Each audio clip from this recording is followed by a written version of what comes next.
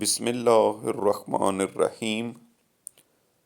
وہ خداوند عالم بیابانوں میں چوپایوں کے نالے، تنہائیوں میں بندوں کے گناہ سے آگاہ ہے، اور انتھاہ دریاؤں میں مچھلیوں کی آمد و شد اور تند ہواؤں کے ٹکراؤ سے پانی کے تھپیڑوں کو جانتا ہے۔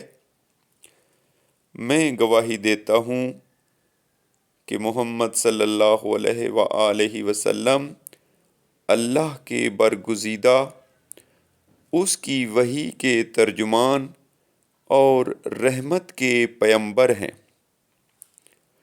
میں تمہیں اس اللہ سے ڈرنے کی نصیحت کرتا ہوں کہ جس نے تمہیں پیدا کیا اور جس کی طرف تمہیں پلٹنا ہے، وہی تمہاری کامرانیوں کا ذریعہ اور تمہاری آرزوؤں کی منزل منتہا ہے۔ تمہیں تمہاری راہ حق اسی کی طرف پلٹتی ہے، اور وہی خوف و ہراس کے وقت تمہارے لیے پناہ گاہ ہے۔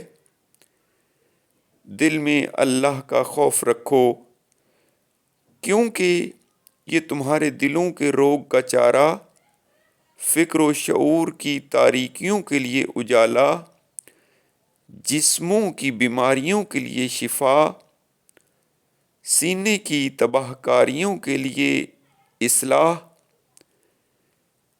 نفس کی کثافتوں کے لیے پاکیزگی، آنکھوں کی تیرگی کے لیے جلا، دل کی دہشت کے لیے ڈھارس، اور جہالت کی اندھیاریوں کے لیے روشنی ہے۔ صرف ظاہری طور پر اللہ کی اطاعت کا جامہ نہ اوڑھ لو، بلکہ اسے اپنا اندرونی پہناوا بناؤ۔ نہ صرف اندرونی پہناوا، بلکہ ایسا کرو کہ وہ تمہارے باطن میں اتر جائے اور پسلیوں کے اندر دل میں رچ بس جائے، اور اسے اپنے معاملات پر حکمران اور حشر میں وارد ہونے کے وقت سرچشمہ منزل، مقصود تک پہنچنے کا وسیلہ، خوف کے دن کے لیے سپر، نہاں خانہ قبر کے لیے چراغ، تنہائی کی طویل وحشتوں کے لیے ہمنوا، اور دمساز اور منزل کی اندوہ ناکیوں سے رہائی کا ذریعہ قرار دو، کیونکہ اطاعت خدا گھرنے والے مہلکوں، پیش آئند خوف و دہشت کے مرحلوں اور بھڑکتی ہوئی آگ کی لپکوں کے لیے پناہ گاہ ہے۔ جو تقویٰ کو مضبوطی سے پکڑ لیتا ہے تو مصیبت اس کے قریب ہونے کے باوجود دور ہٹ جاتی ہے۔